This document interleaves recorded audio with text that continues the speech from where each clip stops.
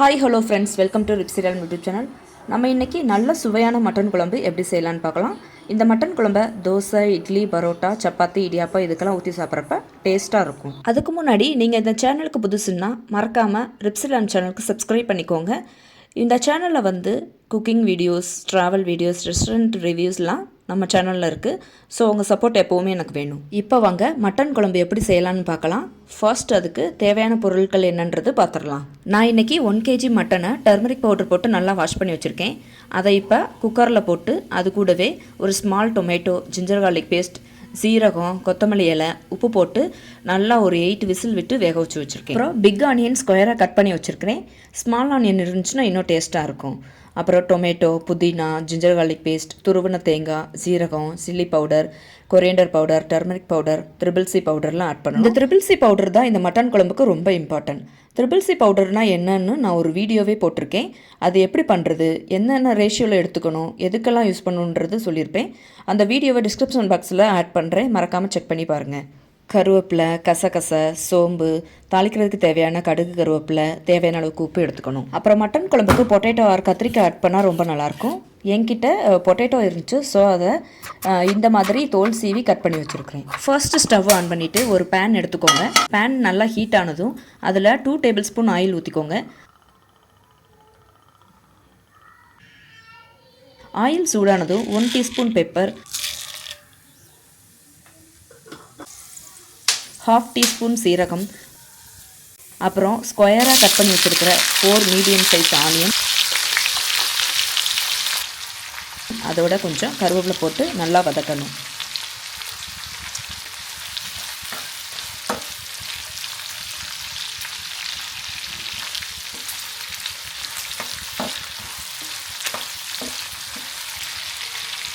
Onion ஃபாஸ்ட்டாக வதங்கிறதுக்காக கொஞ்சம் உப்பு ஆட் பண்ணிக்கிறேன். அப்புறம் ஆனியன் லைட்டாக வதங்கினதும் 1 டீஸ்பூன் ஜிஞ்சர் கார்லிக் பேஸ்ட் போட்டு அதோட ரா ஸ்மெல் போகிற அளவுக்கு நல்லா வதக்கணும்.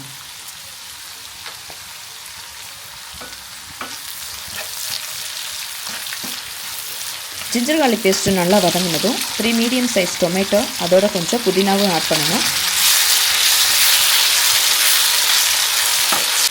அப்புறம் 1/4 டீஸ்பூன் கசகசா ஆட் பண்ணணும்.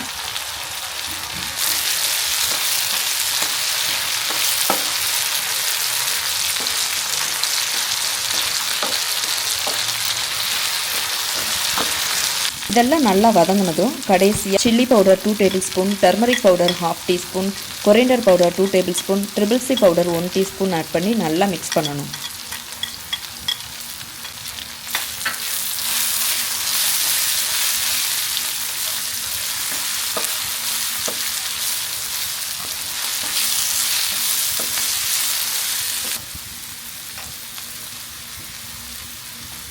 இப்போ ஸ்டவ் ஆஃப் பண்ணிவிட்டு இந்த மசாலாவெல்லாம் ஒரு பாத்திரத்தில் போட்டு ஆற வச்சு எடுத்துக்கலாம்.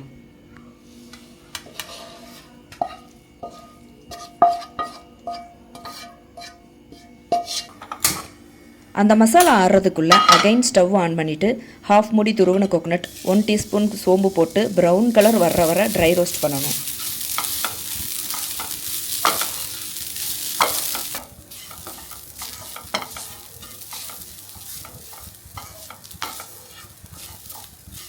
இந்த ஸ்டேஜில் ஸ்டவ் ஆஃப் பண்ணிவிட்டு இந்த மசாலாவையும் இதையும் சேர்த்து மிக்சியில் போட்டு நல்லா கிரைண்ட் பண்ணி எடுத்து வச்சுக்கலாம்.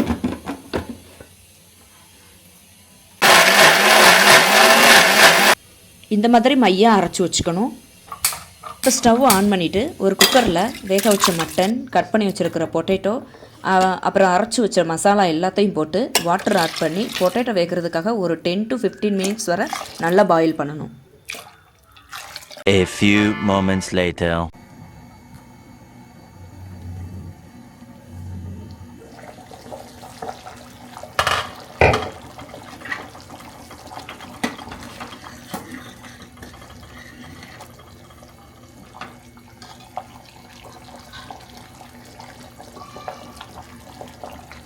இப்போ பொட்டேட்டோ நல்லா வெந்து வந்துருச்சு. கடைசியாக தாளிக்கிறதுக்கு தேவையான ஆயில், கடுகு, கருவேப்பிலை போட்டு அதெல்லாம் பொரிஞ்சதும் அதை குழம்புல ஆட் பண்ணால் அவ்வளோதான், சுவையான மட்டன் குழம்பு ரெடி. கடைசியாக கொஞ்சம் கொத்தமல்லி இலையை தூவி விட்டு இறக்க வேண்டியது தான். ஸோ நீங்களும் இந்த ஸ்டைலில் ஒன்ஸ் ட்ரை பண்ணி பார்த்துட்டு டேஸ்ட் எப்படி இருந்துச்சு மறக்காமல் சொல்லுங்கள். அப்படியே ட்ரிபிள் சி பவுடர் எப்படி பண்ணேன்றதையும் பார்த்துட்டு கமெண்ட் பண்ணுங்கள். தேங்க்யூ.